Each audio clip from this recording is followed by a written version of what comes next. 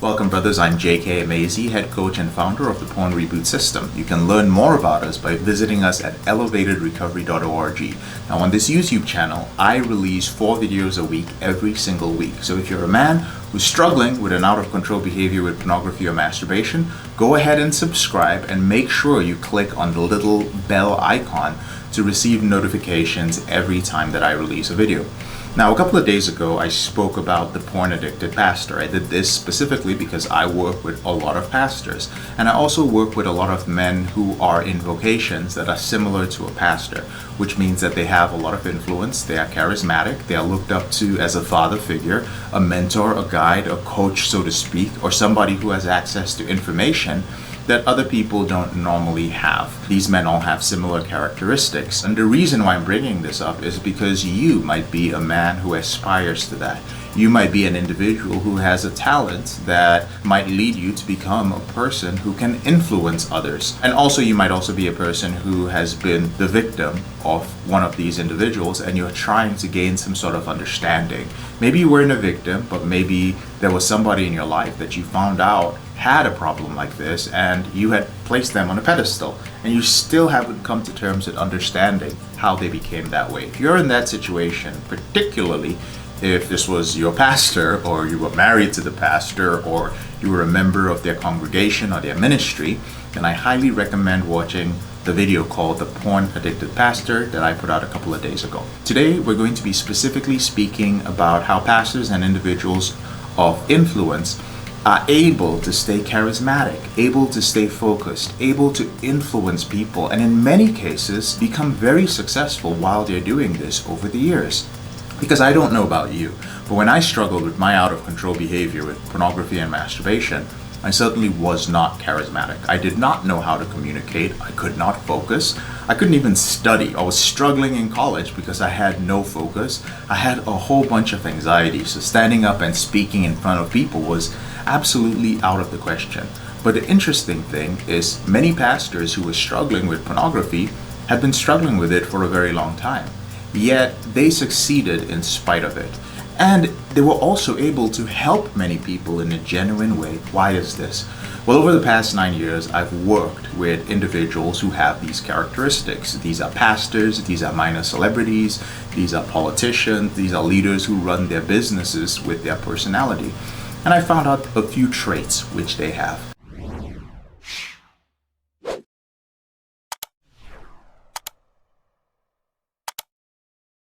The first trait is, well, it's a cluster of traits. The first one are some narcissistic traits. And these traits involve believing in themselves to a point of delusion, right? And also believing that they are here for a specific purpose which they are uniquely designed to fulfill.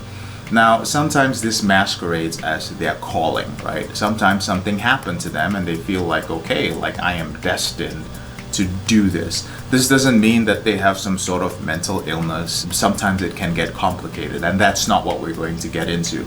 All I'm saying is that they have this narcissistic trait, and it is not necessarily a negative thing. The second is quite a few of them have some form of obsessive compulsive traits, which means that there are certain things that, again, in a positive way, they are able to get done, or they are not going to let go of it until it is done almost perfectly.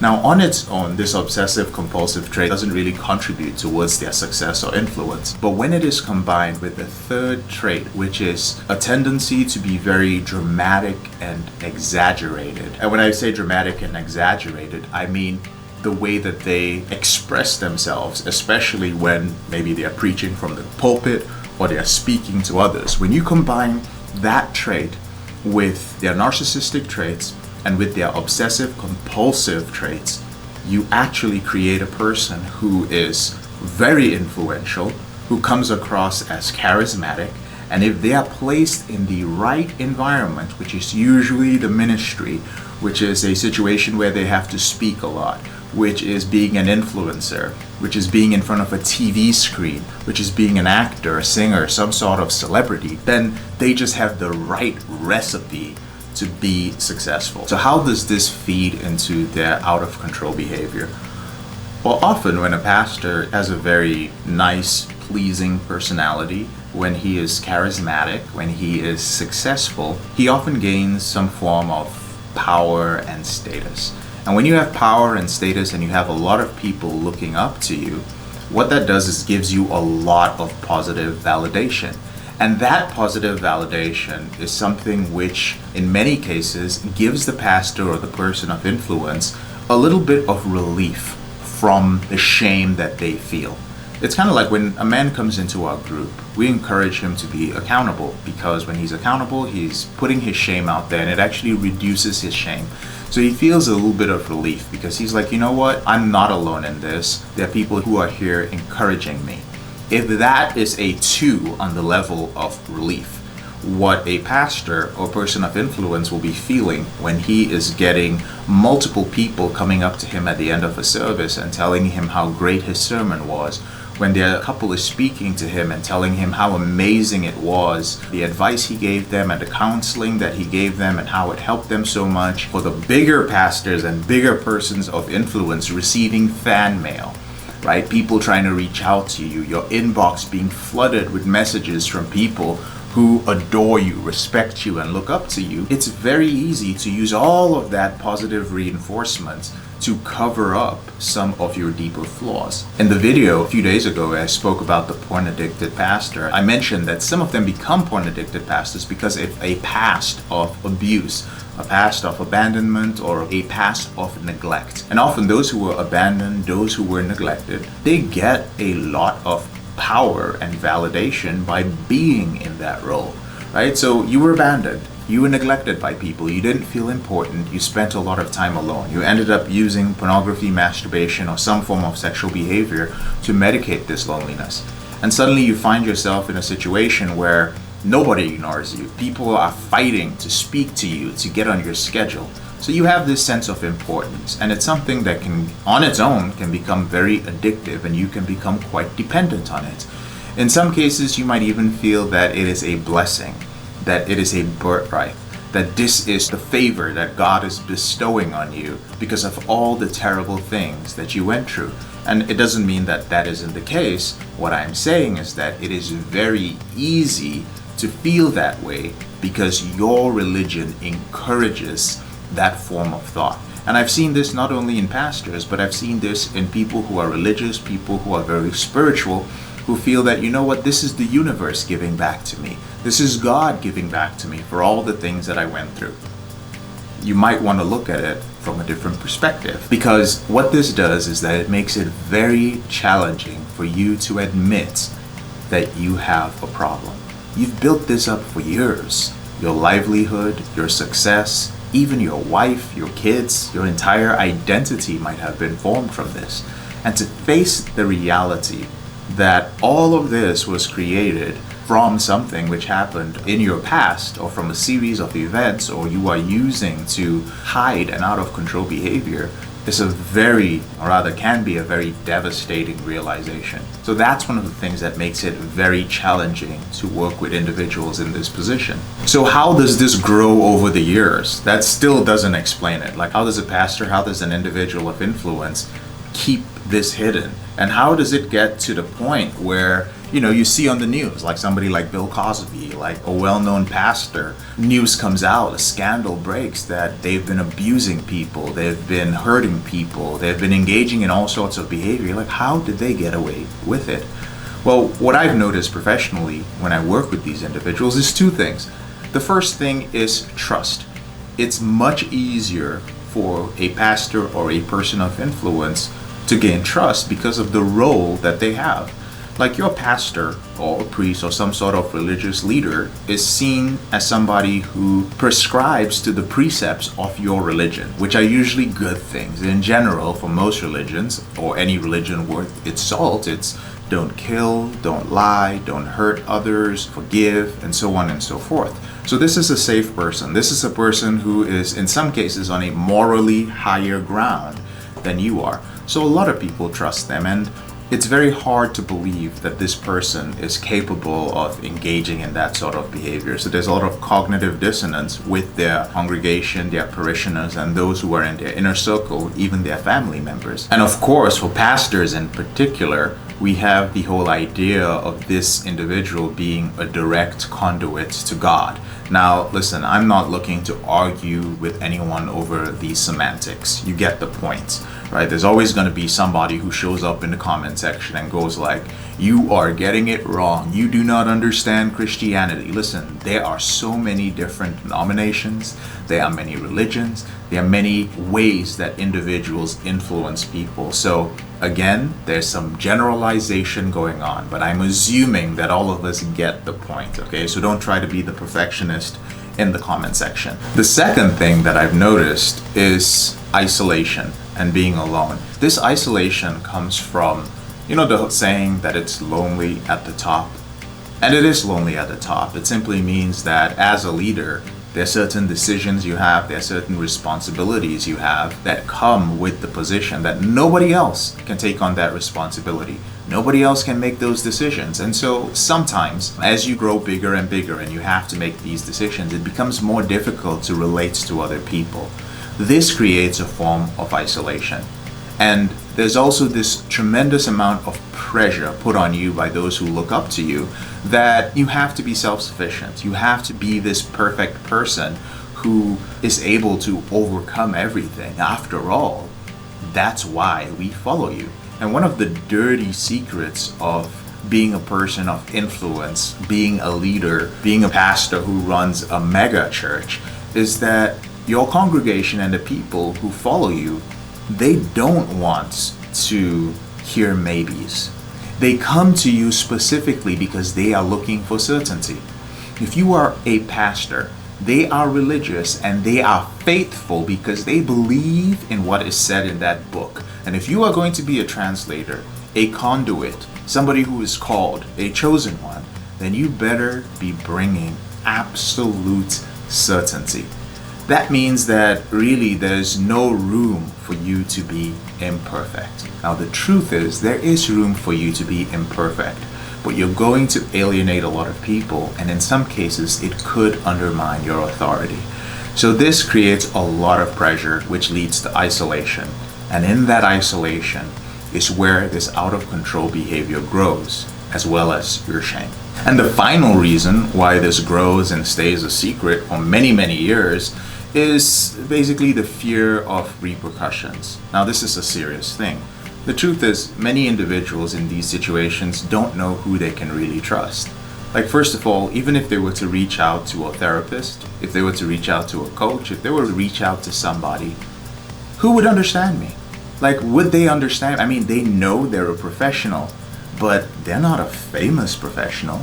They're not somebody who has millions and millions of people looking up to them. And a lot of these individuals, the higher they go, the more risky it becomes, because there are people out there who are looking to take advantage of you.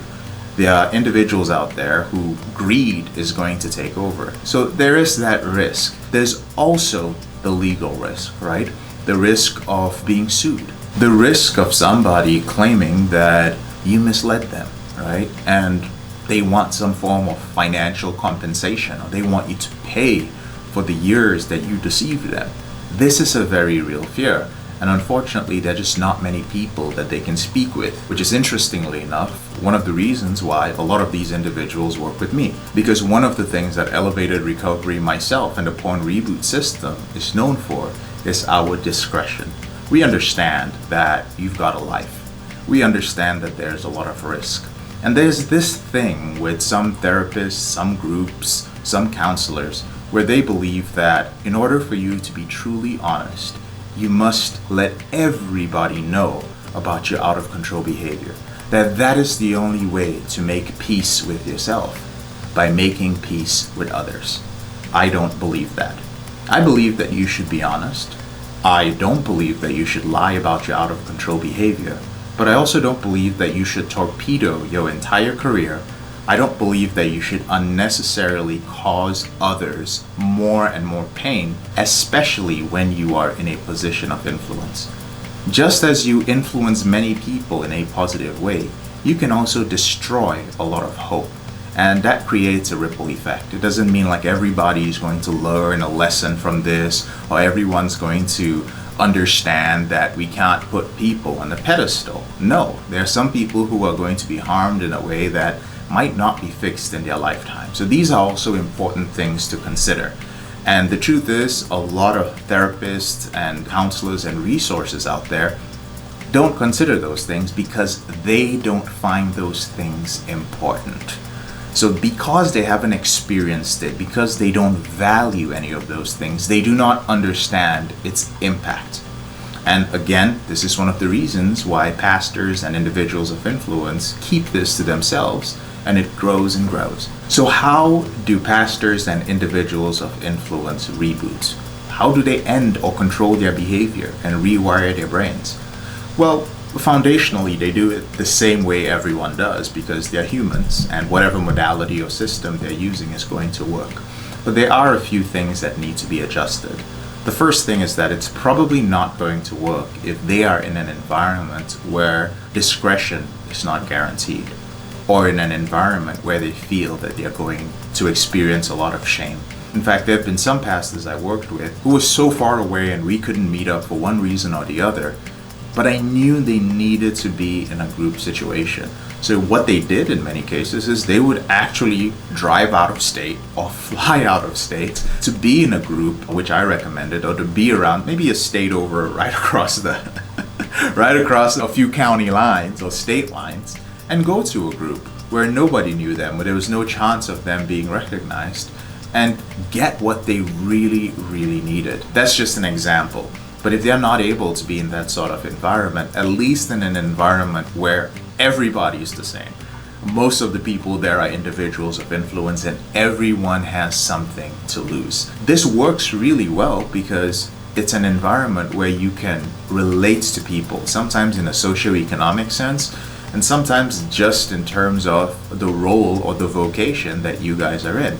So for instance, some physicians might be comfortable being in a group where there are other physicians, where there are people of a similar social structure or in similar careers where they work with people who put trust in them. The next thing for pastors in particular is that at a certain point in their reboot, they may have to examine their calling, right? Their purpose for doing this. They may have to examine if this was influenced by some form of abuse, abandonment, and neglect from their past, if it was influenced by certain personality traits, or if it was an actual spiritual event that occurred. In many cases, it is misconstrued, but it doesn't make their contribution any less, and it also doesn't mean that they have to leave the ministry or give up anything. In some cases as well, some of these pastors are going to make the most progress after they've learned how to control their behavior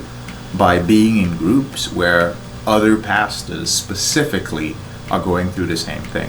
So in many cases, I'll work with a pastor for 90 days or a year till they gain control of their behavior, and then I refer them out to a group that works exclusively with pastors, but works best with them when their behavior is under control. Oftentimes, this requires the pastor or the person of influence to take a break from their work because they're experiencing a lot of shame, there's a lot of pressure building up. They can still perform, but now they're more aware of what's happening internally, particularly when they start rebooting. It just becomes very apparent and their pain and a lot of emotions start rising to the surface. So taking time off to reflect on their calling, reflect on their purpose, reflect on their history, because oftentimes so much has been hidden, and also to reflect on the impact, because all the things that they've hidden, all the things they've done, the people that they have hurt, in their case, it is often magnified. We can have clients who can count, on both hands the people that they've really hurt. But for individuals of influence, leaders, pastors in particular, they may feel that they have hurt many people. And that feeling of sin and shame can run very deep. And it can lead a pastor to a point where he's not sure that he's able to function. In those cases, it's okay to take a break. So I feel like I'm actually getting a little too deep into the topic, so I'm going to end it right there. This is how pastors and individuals of influence are able to stay in this situation for so long, and some suggestions as to the best approaches to rebooting for them. I'm JK, your brother in the struggle. Thank you so much for taking the time to watch this video. Now, whenever you're ready, there are a couple of ways that I can help you. The first way is to download a copy of my free ebook. It's called Confessions of a Porn Addict: 7 Secrets of Porn-Free Men, and it is the roadmap to ending your out-of-control behavior. There's a link to download it in the description below this podcast episode. The second way is actually to watch my webinar. Now, this is based on the book, but if you're a man who wants to experience results right away, then I go into a lot more detail on this live training. There's a link to join the live training in the description below the video as well. And finally, if you are at a point in your life where you realize that you cannot do this alone, you need to work with somebody or speak to somebody who's seen the movie before, who's worked with hundreds and hundreds of men, who understands your situation and who has been there before, who has been an addict for many years, then you might be a good fit for one of our group coaching programs. Now, the key word is might, because we have certain criteria for the men that we work with. We're really looking for commitment at the end of the day.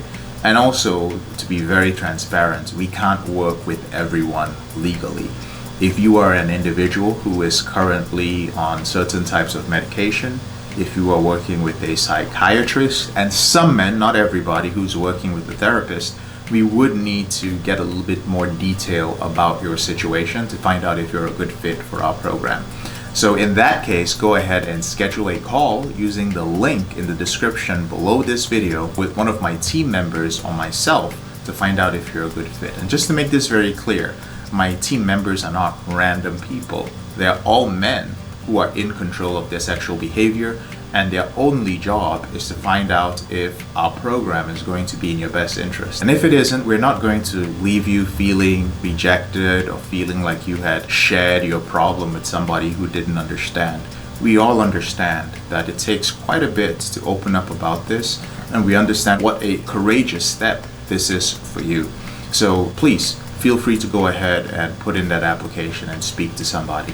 Thank you so much for watching, and I'll speak to you later on in the week.